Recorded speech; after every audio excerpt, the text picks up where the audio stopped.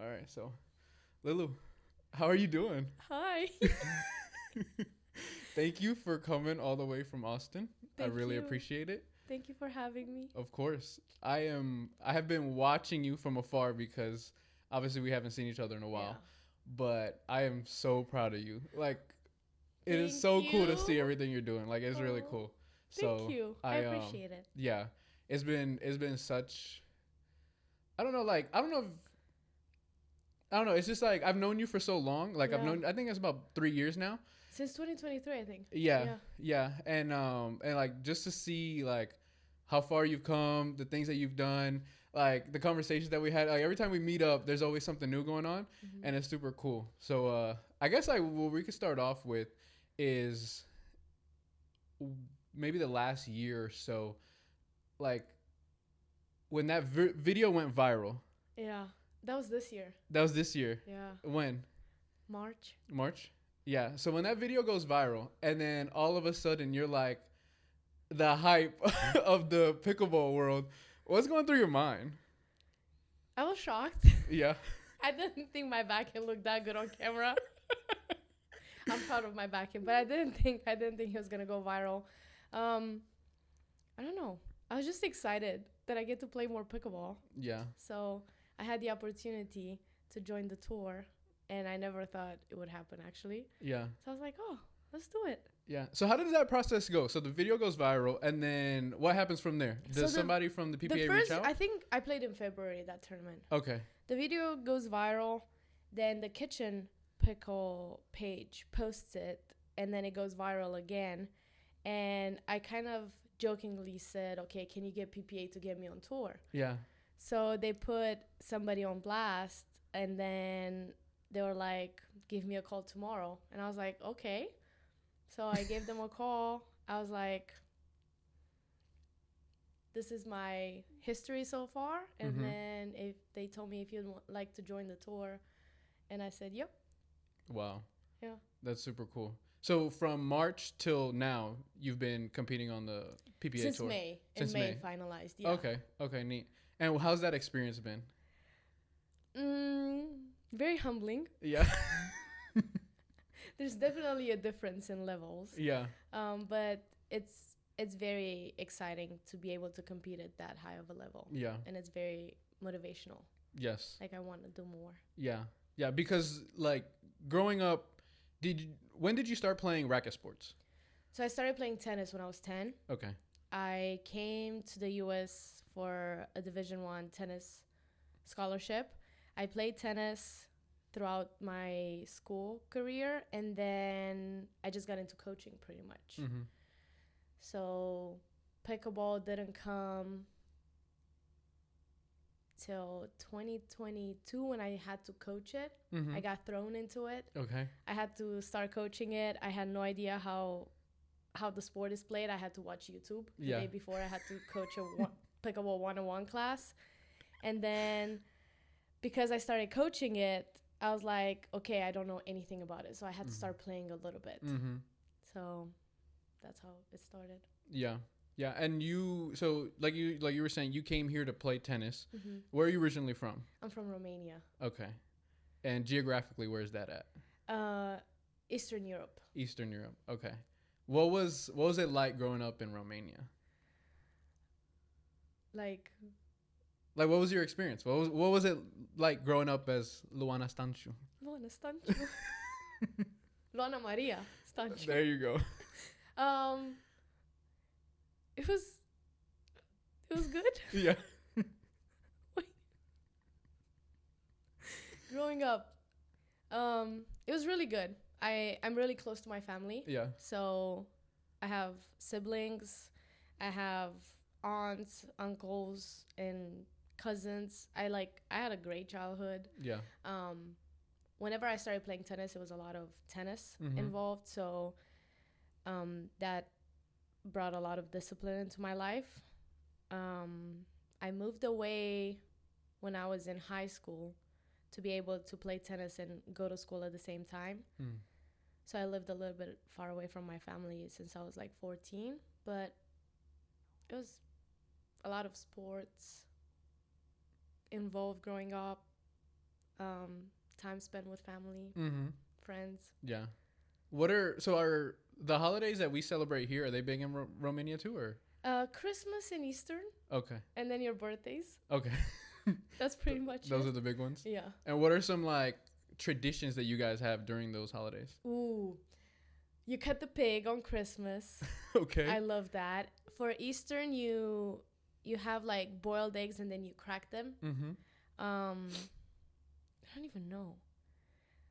At weddings, you have different traditions that we do. You steal the bride. Mm-hmm. That's really fun. I Yeah. haven't seen that here. What's stealing the bride? So after midnight, I think somebody just steals the bride, and then the groom has to pay a ransom. Uh-huh. Yeah. Okay. So whatever they ask. Wow. Yeah. That's cool. That That's does cool. sound pretty cool. That would be something like. I hope I got it right. That'd be That's from how I remember it. I hope I got it right. There's gonna be people in Romania just like. They're gonna be like, wait, what? What is she talking about? Oh, we also have, whenever your kids turn 1, you cut their hair. You cut their hair? Yeah. Like just a weird haircut? Or No. What are they called? Whenever the parents pick another couple to become the godparents. Godparents. Yeah. The godparents have to go and cut the hair in a cross, and then you put stuff on a table, and then they pick 3 objects, and based on the objects that they pick, it's what they will end up becoming when they grow up. Okay. That's really cool. Yeah, that is pretty cool. Yeah. So in Romania, you guys have a strong faith. Yes. In Christianity, Catholicism. So you have like you're either like Catholic, Orthodox. Okay. Orthodox Christian. Pretty much Christian. Yeah. Cool. Nice. That's awesome. And you said, so when you were 14, you still lived in Romania, but you moved to go to school somewhere else? Yes. Okay. So I didn't have tennis in my hometown, and my parents had to always drive me around. And so what is your hometown? It's called Adrud. Adrud? Adrud. Okay. It's in northeast of Romania. Uh-huh. And I only had tennis like an hour away. Okay. From where I lived. So my parents would always have to drive me. Mm-hmm. And then whenever I turned 14 and I started going to high school, it was easier for them to just move me somewhere where I had like a tennis academy and school at the same time. So it was easy to juggle both. Okay. Nice. You know, what was that town called? Bucharest. Bucharest. That's the capital. Yeah. Okay. Cool. Yeah. Awesome. So, and was that was, I know you said you were going about an hour and a half. Was that in the same location? Is that where you ended up going, or that was different? No, that was different. Okay. So Bucharest is a little bit more central south. Okay. Don't ask me geography questions. Gotcha. Okay. Put a map on it. Yeah, it's literally. We'll just have a voiceover with a map. Yes, please. Yeah. Okay. So you go there for high school, basically, like your version of high school, and then how do you get a scholarship to play tennis in the United States? So I never thought I would come to the US, to be honest. But back home, you don't have like school sports how you have here. You don't have the same type of opportunities. Gotcha. So pretty much you either choose school or like you choose sports, kind of. So whenever I was in 12th grade, I think my parents recommended that I could come to the US, and I think my coach as well.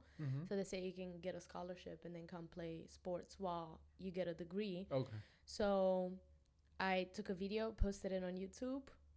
You put the caption of recruiting video for whatever year and time of the year you want to go to school. So if it's January 2015, it was for me, or the fall season, and then you leave your contact information, and then school start contacting you, or they start even contacting you when you play ITFs. Okay.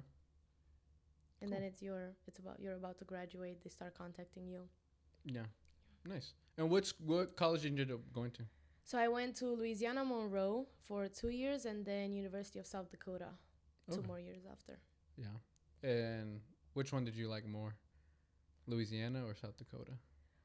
Weather-wise, neither. Yeah. That was complete opposites. Yeah. But I did enjoy the University of South Dakota. Okay. It got cold up there. A little too cold. Yeah. But yeah. Does it get cold in Romania? Like, what's the weather like? We have all 4 seasons. Okay. Yeah. Because we have mountains, we have the beach, we have everything. Nice. Do you like all 4 seasons? Yeah. Okay. I don't. I would not live in the winter, but You wouldn't. You don't want to live there in the winter. No. What does it get? Do you guys do Celsius or Fahrenheit? Celsius. Okay. But can you convert it? I don't think I've had in South Dakota -40. Celsius is the same as -40 Fahrenheit. Okay. I don't think I've had that weather back home. Okay. Yeah, that was cold. Damn. That was brutal. Yeah, that is brutal. Yeah. No, that's rough. Yeah. Yeah. So obviously you guys aren't playing tennis during the fall or winter. You play? Yeah, you play in a bubble, or like the gymnasiums. Okay. A bubble, it's like you inflate this big, big bubble. And then just. And then it stays up the entire winter. Wow, I didn't know that. Yeah. That's crazy.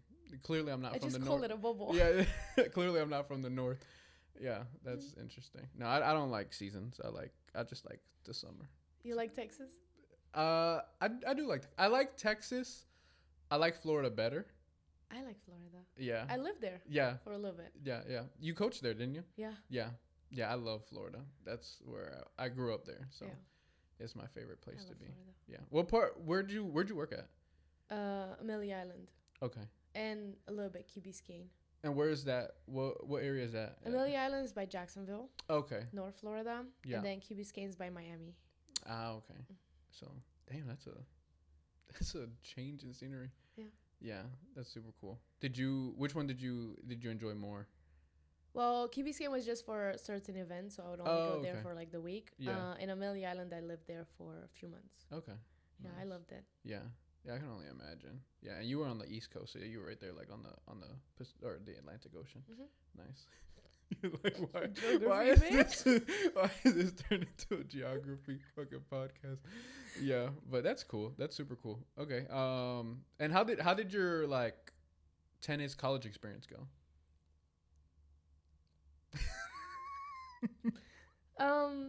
Let's just say it was a great experience for growth. Yeah. And mental toughness. Okay. Because college is not for the weak. College sports. Yeah. It's a lot of competing, which I've enjoyed. You get to grow mentally as well. I love the fact that you play for a team. That was very motivational. It's a unique thing, right? Because like tennis is kind of like an individual sport, but in college you're playing as a team. Like you have other teammates. Yeah. Yeah. So I love that. Yeah. That's super cool. Yeah. Yeah. Like so you had mentioned something. You're like it was an opportunity to grow, and there was a lot of like challenges. I'm assuming. Did you have that attitude going into it, or was this something that when you got to college you're like, oh shit, like? To be honest, I had no idea how college is. Okay. I had no idea. I just got thrown into it. Yeah. And I was like, here we go. And coming from Romania, did you know English or no? I think I was able to speak to go by, but I was terrified that I would have to learn English. Yeah. Like I would have to study in English. I had no idea how I was going to do that. Yeah. So I told my parents I didn't want to go at first. Yeah. Yeah, I can only imagine. Yeah, so like not only are you competing sports-wise, you have to study. You're coming to a different country. Exactly. You don't know anybody. Yeah, you don't. Did you know anybody when you got here? Yeah. No, but I do like the fact that, especially at both schools that I've been at, the entire team was international. So. Oh, okay. So it was very nice to be able to connect with each other, because we were all going through the same thing at the same time. That's crazy. Yeah. So is that just by coincidence? Did that just happen? I think it's very common for international people to come here because of the opportunity that you have. We, as I mentioned, we don't have that same opportunity in Europe. Yeah. So it was really nice. Yeah, that is really cool, because like you said, everybody's almost in the same situation. Like exactly. This is probably my second language. I don't have any family or friends here. Yeah. And like I'm experiencing this for the first time. Yeah. Yeah. And then especially if we didn't know word in English, if we were to say it in our language, somebody would pick it up and understand. So that was very funny to watch us try to talk to each other. Yeah, it's just like we were all learning English together. Yeah, interact like on totally different. It like creates a dynamic. You know what I mean? Like you start to learn the mannerisms, like the different tendencies that people have, because like the other person might say something in another language, but you're like, I know what they mean. Yeah, or I know what they're saying. Yeah. That's so you can funny. pick up. Yeah, that's so interesting. Well, that's cool. That's a very unique experience for you to like be able to not only do this, experience it yourself, but then like realize like, hey, I'm not the only one experiencing this. Like, so we're all going through it together. We're all going through it. That's pretty neat. Well, when you're in college and you're going through that, like you're going through, competing in tennis, you're ultimately, working on getting a degree, and ultimately like at the same time learning a new language. What kept you like motivated and also like disciplined? Because I'm sure there were plenty of opportunities to either like get distracted and like lose sight of the goal, or just be like, this is too much. There are definitely moments when you might question if you want to keep going or just quit, which I've had some of those moments. But then I think it came from when I was growing up, the discipline that was instilled in me from like playing sports. Okay. Like having to show up every day no matter what. So whenever you're in college, I feel like you kind of bounce off of each player, and you try to, if you see that somebody's better than you and you want to be like them, then obviously it's very motivational for you to keep pushing. So I think that's what helps a lot. And sometimes you have no chance, because if you don't go and you perform, you might have to go back home after. So yeah. And so like for a lot of the individuals, like this is an opportunity to make a career or make a living, or like to get a degree. Yeah. And I like challenges, so I wanted to finish what I started. Yeah. Awesome. Yeah, that's like I've always been interested, because I know that's one thing, like when we have chatted or like gonna go play tournaments, like your mindset of life, or competing and like failure and success is like, it's always been like cool to hear you talk about it. So it's like, that's what I was asking, like, is it something you've always had, or had to develop? I think also coaches would have those motivational speeches in the locker room, and then you're like, oh, I feel very inspired. So that helped too. Nice. So what did you end up getting your degree in? Sports management. Okay. Sport management. You're so funny, bro. Yeah. So when after you get your degree and you start working, what was the first job you ended up having? So when I was finishing my undergrad, I had to do an internship in order to graduate. 3 months. So I ended up in Texas, Austin. So I did an internship at this tennis club. So that's when I also started coaching. So that was kind of like my first job ever. But after that, I went back to school to get a grad degree in sport management. And after that, I ended up back in Texas at the same club. And I started coaching full time. So that's my first job. A real job. Nice. And then from there, how did you end up getting to the one in New Braunfels that we ended up meeting at? So after grad school, I ended up at this club, started coaching, and then when you're international and you graduate, you have 12 months of OPT, which is optional practical training, to do within your degree of your study. Yeah. Whatever you studied in. So you do practical for you study, you work within that field. Yes. But then after the 12 months, you either find somebody to sponsor you or you have to go back home. So while I was in the process of finishing my 12 months, I was looking up companies that could sponsor me potentially. So I found Cliff Drysdale. So I reached out to them, filled out an application, which was actually for Amelia Island. I didn't think I was going to get it. I forget about it. I just go on with my life. And then I think a few weeks later, they give me a call. Oh.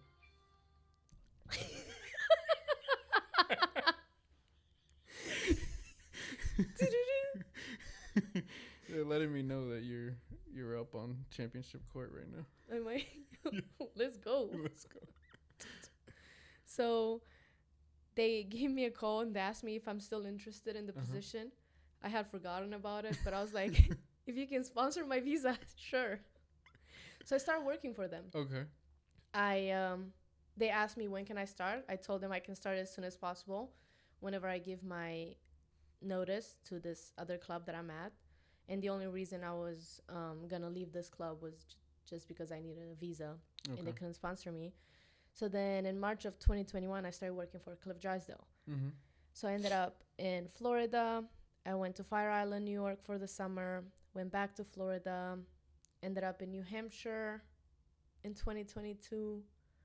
And then I was a director there for a year. And after that, I kind of wanted to come back somewhere in the South. Mm-hmm. So I had the opportunity to come to New Braunfels. Okay. At John Newcomb Country Club. Nice. And I've been here since. Yeah. Are you still working there?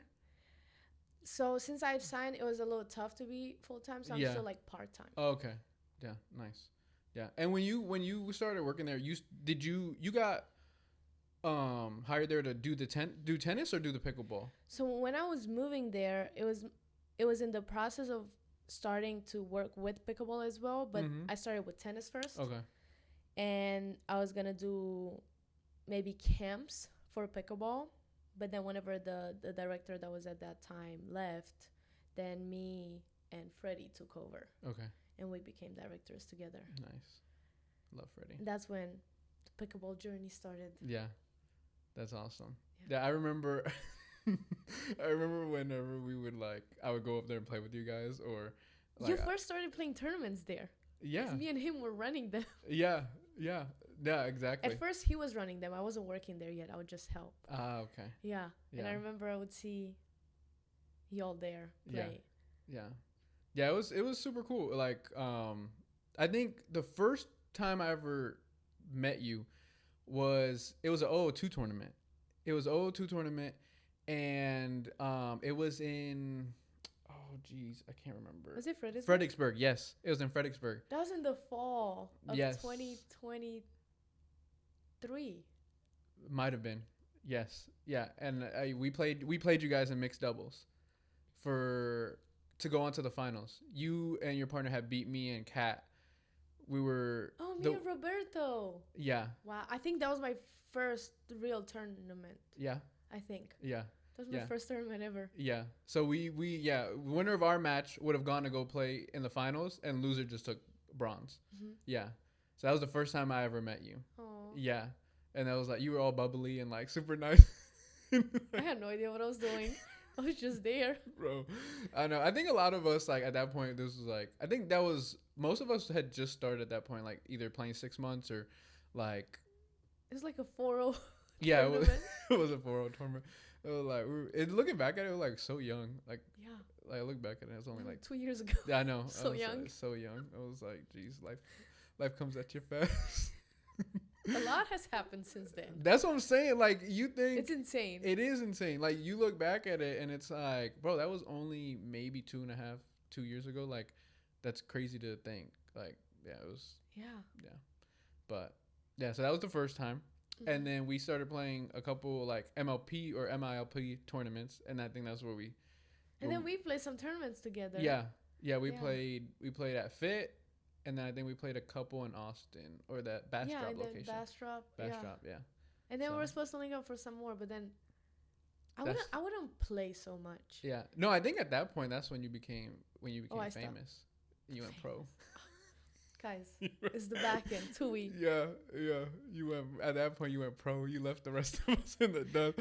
I was like, damn. No, but it was hard. Definitely, I was trying to play because it obviously helped with coaching, but it was hard to run a program and then go and play tournaments. Yeah. Because all I'm seeing is pickleball, tennis, and I'm just do I want to do this in my free time? Yeah, literally. I can only imagine. And I think the funniest thing though, when we first started playing, you never wanted to drill. You're bro. No, I never drilled till this year. I think I know. February I started seeing drilling videos. I'm like, I never in my life drilled till this year in February. This girl turned over a new leaf. Mikey got me to drill just because I wanted to make a video. Yeah, that's so funny. No, me and Freddie would definitely try, Uh-huh. but every time we'd go on a court, we'd just play 2 minutes and done. Yeah. Let's go. Yeah, it's hard, bro. It's hard to like you start. Now I love drilling. Yeah. Yeah. Yeah. It's insane. Yeah. What are the drills that you like the most? I definitely like hands because I need it. Like hands battles? Yeah. Okay. And then just driving the ball. Yeah. Which ones do you hate the most? Dinks. Yeah. Everybody hates it. It's like, I think the thing is that you hate it because you're like, dude, one wrong move and like the fucking ball stays way too high. Yes. And you already know it's like, it's like already attackable. Hitting a third shot drop more than dinking. Yeah. Yeah. Yeah, no, both of those are brutal. Like they're the ones that you go home and you're just like, why do I do this? Why do I keep playing? But actually it can be very boring, but when you get into it, I start liking it. Yeah, yeah. But at first I'm just like, here we go. Yeah. Because I need it the most. Yeah. And then we all do. Every time I play. Yeah. They know to dink to me. Yeah. No, it's so crazy. It's like so much touch and feel. And it's like when you get to that point where like you can. It's patience. Yeah. You don't let the intrusive thoughts win. Yeah. So I always tell myself, if the first intrusive thoughts is to speed up. The first intrusive thought comes to speed up. No, I stay one more. Oh, okay. I stay one more. Then I go. Oh, okay. Yeah. So the first thought, no. Yeah. Don't speed up. Yeah. Mm-mm. Yeah. Let's talk pickleball strategy. Pickleball strategy. I just go into it. I just figure it out on the spot. Bro. I'm not the most strategic person. Drive. Tighten up the laces and just drive when you don't know what to do, drive. Yeah. That's probably so bad. Yeah. Well, I mean, if you drive it at their body, then high percentage. I'm more of an aggressive player. So yeah. I just drive everything. Yeah. I love the pace. I mean, that's what made you go viral. Like, yeah. Just straight fucking. Getting on the boys. 2handed backhands from the baseline all the way up to the kitchen line. To this day, every time I play and somebody commentates, they always say how I prefer my backhand, but it's just easy to move around it. Mm. Like I go and hit forehand inside out as well. Yeah, yeah. But I'm usually playing on the right side. So. Mm-hmm. Yeah. Yeah. Is that your favorite shot? Backhands? Yeah. It's just it just comes so natural. That I don't even think about it. Yeah. Are you a lefty by chance or no? I've always been asked that every time I've done like psychological tests, but no. What is a psychological test? Wait, isn't that what it's called? Wait, whenever you do like tests that like, let's say you have to press something fast. Uh-huh. So you do it one time with your right hand, then with your left hand. Uh-huh. Like I would get asked, are you a lefty? Because you're better with the left hand. I'm like, no. Interesting. That's a psychological test, right? Maybe. I honestly don't know. I'm gonna look it up. Psychological test when we're done. Okay. It'll be a good conversation. That's my English. A good conversation to have over dinner. No, this is that was the wrong word. Because it's not physical. Yeah, I mean it could be a combination of both. It's like your body your body reacting to whatever it is that you got to do. I saw you guys do that a lot now. Like you've been posting videos of you like working on it. Yeah, because I'm making a series of becoming Flash. Oh, okay. Because my nickname in college used to be Flash, but as a joke. Because you were slow? As a joke, because I was so slow. Man, if you hit a drop shot on me, the ball bounces 5 times before I get there. So is it like... I'm sorry. Is it your reaction speed or like your explosiveness? Like I don't know. It might be both. So in college, in tennis, I used to have a lot of endurance. Uh-huh. Like I can last. Okay. I can recover quick. Yeah. But I'm not fast. My speed, it ain't there. So that used to be my nickname. Uh-huh. And then I played a tournament in Wisconsin like a few weeks ago. And my friend said, "You look like Flash out there. You're so fast." As a joke. Okay. Because I am slow, and I told them, guys, this used to be my nickname in college. So now I'm working on my reaction and my explosiveness. So I make series of how to become Flash. Nice. Yeah. Go ahead, put the plug in. What's the Instagram handle? Lulu on the court. There we go. Follow Lulu on the court to learn how to become more explosive. Flash. Have Twitch speed, and they can. Is that where you put your psychological challenges on? Yeah. Fast hands. There we go. Become Flash. There you go. There we go. Not only with the legs, but with the hands too. Yeah. Yeah. Well, do you at the net when you're in a hands battle? Do you one hand battle or two? I do whatever comes. You do it. Sometimes I do two hands on the forehead. Yeah. Whatever comes. Whatever gets it done. Yeah. I've done that too. There's been times where like I'm like sitting like this and then it comes this way and I kind of like just try to. You do that. Honestly, whatever comes. I just know where I want to hit the ball and I just hit it. Yeah. That's it. Yeah. Yeah. Was it with the transition to pickleball? Was there anything that came easy because of tennis, or it was completely different? So what came easy because of tennis was hand-eye coordination, like drives from the back. Mm-hmm. That was so easy, and probably a little bit of hands battles. Mm-hmm. But then probably if you had amazing hands, or if you're a guy and you have more touch, also the third shot drops might have come easy for some people. For me, no. Yeah. Not at all. Mm. But besides that, I think like volleys might be similar, but so different at the same time. Yeah. Like certain shots might look the same, but they're completely different. Yeah. Because you cannot step forward. You have to be outside of the kitchen. You can swing through them a little bit more. So it's definitely different. Yeah, I remember I started playing pickleball and I got relatively competent. And then one time I went to go play tennis. I was like, what the fuck am I doing? You're like, what is this? I could not hit the ball in to save my life. It was either like I was putting too much topspin, it was hitting the net, or I was just like hitting it way out. I was like, it's a little bit more risk probably in tennis, and then in pickleball, maybe not as much. Okay. It depends on the shots. Yeah. But yeah, it definitely helped coming from tennis to pickleball. Yeah. I think it's a little different going from pickleball to tennis. Go opposite, yeah, definitely. Yeah. I can't do it. I can't do it at all. I don't. And like that big ass racket, I'm like, what am I doing? Yeah, with this? and it's a little bit heavier. Yeah. I love it. Yeah, it's heavier. Sometimes, whenever I go back and forth, because like I coach tennis and I might have to go and play pickleball. Yeah. I do struggle a little bit to get the perception of how far the ball is, because when I have a racket I can stretch. When I have a paddle, I gotta be there. Yeah. You gotta be flash. Yeah, you gotta be quick to it. You gotta have that explosiveness. Yeah. Did you in college did you only play did you guys just play individual like singles, or did you play doubles as well? So you play singles and doubles. So you have 8 players in your team. Okay. Or so. But you have 3 lines of doubles, and then you have 6 lines of singles. I played both. Okay. Nice. So how many professional tournaments have you played up until this point from May? Pickleball? Yeah. The first one that I played qualies. Yeah. That was in March. Okay. That's when the video kind of blew up, or before. Uh-huh. I played in Dallas. But then since I've signed in May, I've played...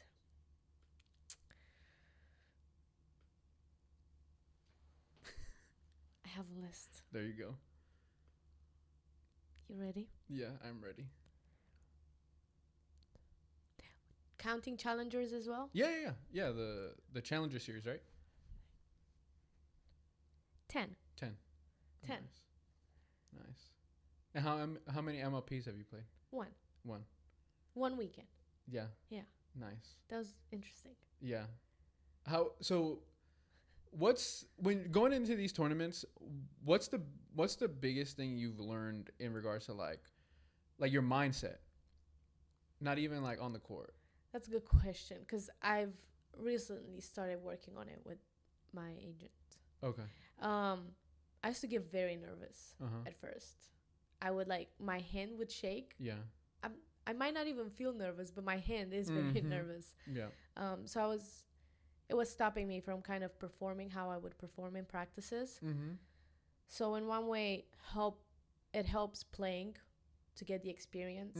So every tournament that you go into, you're definitely telling yourself, okay, I'm just trying to get better than the previous one. What helps me is just trying to pretty much treat it how I treat practices and like go for the shots, because the more you hesitate, then the more likely you are to miss anyway. So why not go ahead and hit it? Because if I hit it, I own it. At least I miss because I went for it. Yeah. Rather than playing scared. Yeah. Which I should have told myself the last match too, but I always say that after. Yeah. Yeah. No, in the moment, like. But it's definitely mental. Yeah. Yeah. The mindset matters. Yeah. A lot. And then what is the biggest thing that you've learned that you need to adjust or work on the court, like in regards to like your strategy or your technique or your abilities?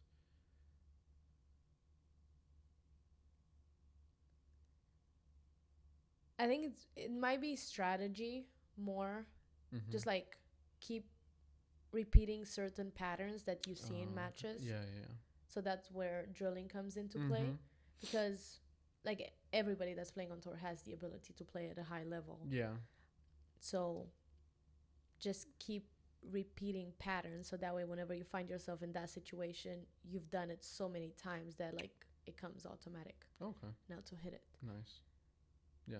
So it's like everybody has the technical skills. Everybody has the ability to compete.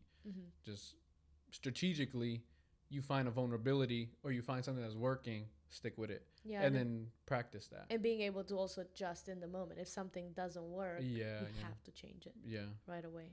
Yeah. Nice. Yeah. Do you talk to a lot of the pros at tournaments, like, or have you kind of just? Oh my God, I made friends. There you go. That's my good. My goal for 2025 was to make friends. Good. I'm down bad. So, my first tournament ever, I was terrified. Yeah. I didn't speak to anybody. Yeah. And then slowly, the more tournaments I would go to, you start seeing familiar faces. You start hanging out with your partners.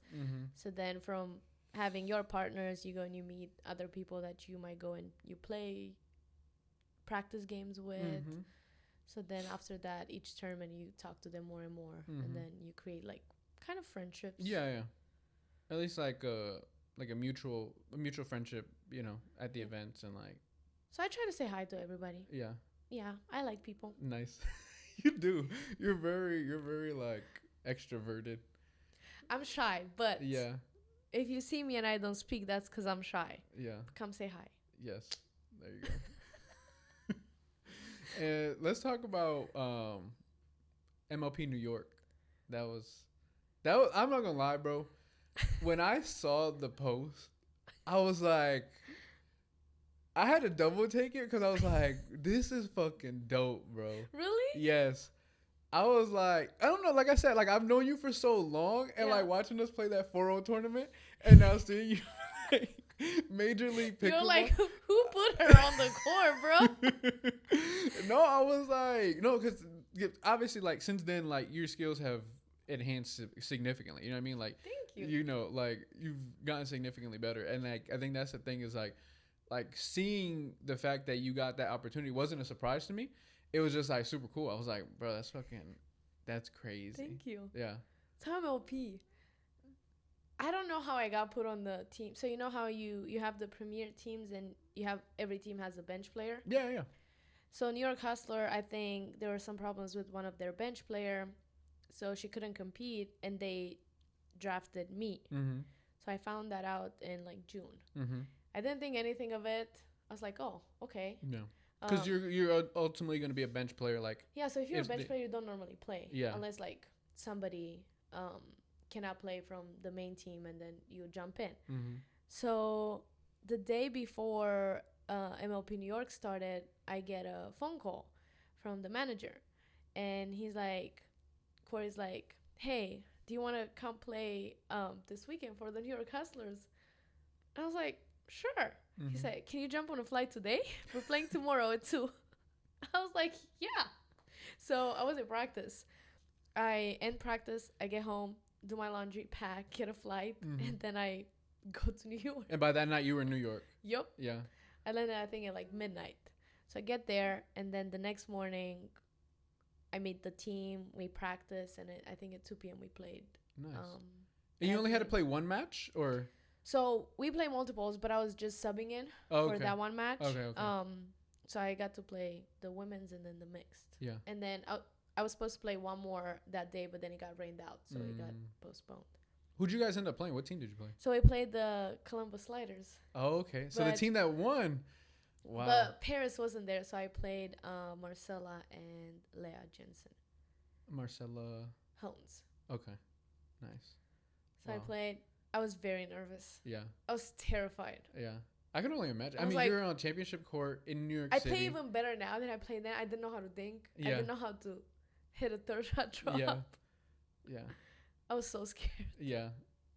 I can only imagine like that level of, especially everybody's so like solid. Yeah, exactly. Everybody's solid, but also like everyone has also had preparation. You know what I mean? Like you're coming in the night before, not even knowing that you were gonna do this like 24 hours in advance. Yeah.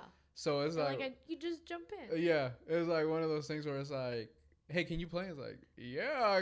But it was awesome. I would always go for it. So yeah, it was great. Yeah, I'm sure it was a great experience. Like, that's super cool. Yeah. Yeah, that's like still even like now thinking about it, I'm like, wow, that's crazy. So hopefully I get to play again. Yeah. One day. Yeah, I think you'll definitely get another opportunity, which is cool. Let's go. Yeah. Yeah. I think yeah, MLP is a really fun experience and like format. Well, I've always liked the team environment. Yeah. It's I don't know. To me, I enjoy pickleball like that more, in my opinion. Like I feel like the PPA Tour has a place. You know what I mean? Like the tour style has a place. But I find that the good matches of like MLP, I'm more drawn to watch it. You know what I mean? Like watching and I don't know if it's because I grew up playing team sports. You know what I mean? Like I grew up here in the States, so it was like you played baseball, you played football, you played basketball, and most of the things that you did were sports based. Mm-hmm. So it was like it was cool watching that. Like you have more of a sports dynamic. You got fans, you got teams to root for. Yeah, that was really cool. Yeah. No, so definitely that's what MLP is. I feel like I used to, because we've played minor leagues. Mm-hmm. So I enjoyed playing minor leagues a lot, and I used to like that format of playing rally scoring 221. Yeah. Now it's obviously regular scoring and 211. So I kind of miss that. I do too. Yeah, I think in my opinion, I think MLP should have kept the rally scoring. Cause I know they had it at rally scoring to 21. Then they moved it up to rally scoring to 25. And I think like if you don't freeze anymore and it's no, I think it was you had to win at 25. Like the game was 225 at one point. Oh. Yeah. I know they still have it for singles. Dream Breaker. Okay. Yeah. But nonetheless, I think like rally scoring, in my opinion, specifically for MLP, I liked. Yeah. Yeah, it was really cool. Yeah. I enjoyed it. And like it heightened up every point. Like every point mattered. Every point mattered. Yeah. Yeah. And then the crazy part was the freeze, because you could be winning, and now all that like pressure of like closing it out, and you have to win on your serve. And you got to win on your serve, and then another team's down. Like let's say they're down 7 points. 7 points, you can lose that quick. Yeah. You lose that quick if you like started getting in your head. You know what I mean? Because 3 point. Let's say you have to win on your serve.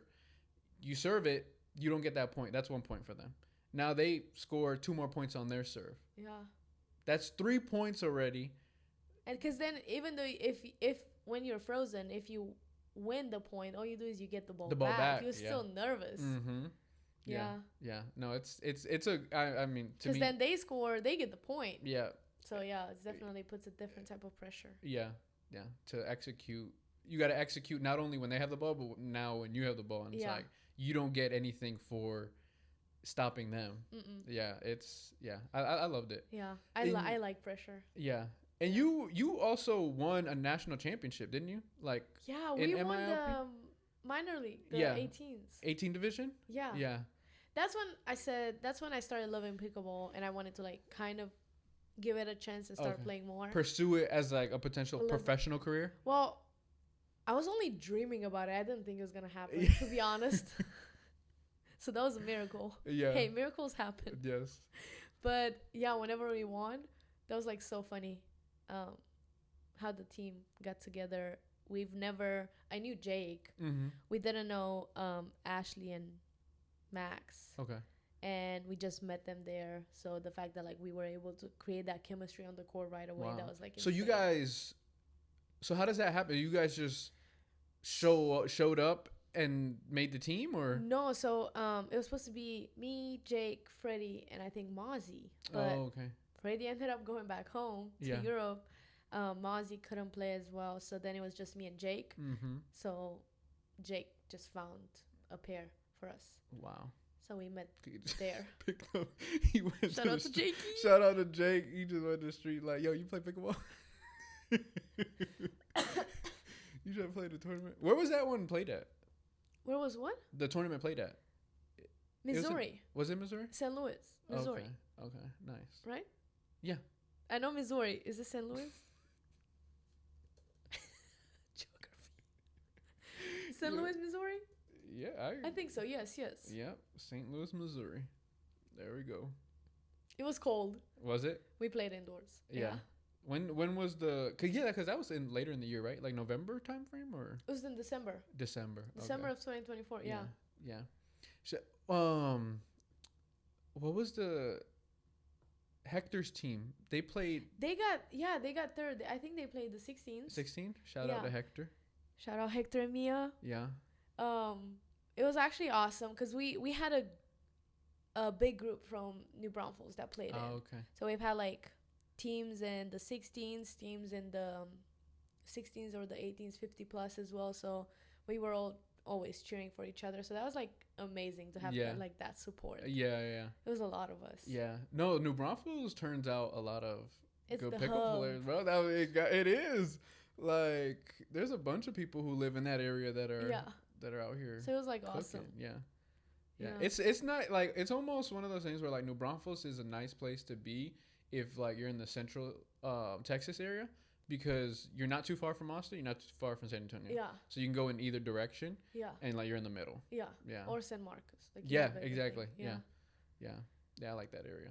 Yeah. I want to move there, but to New Braunfels? Yeah, to that area.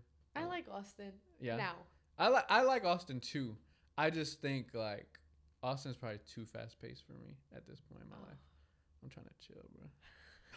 Grandpa. Literally, bro. I mean, I got a daughter, bro. I'm just trying to stay in shape and watch freaking Moana. Sophia. Star Wars. Sophia the. Hey, don't dog on my Star Wars. Who is that?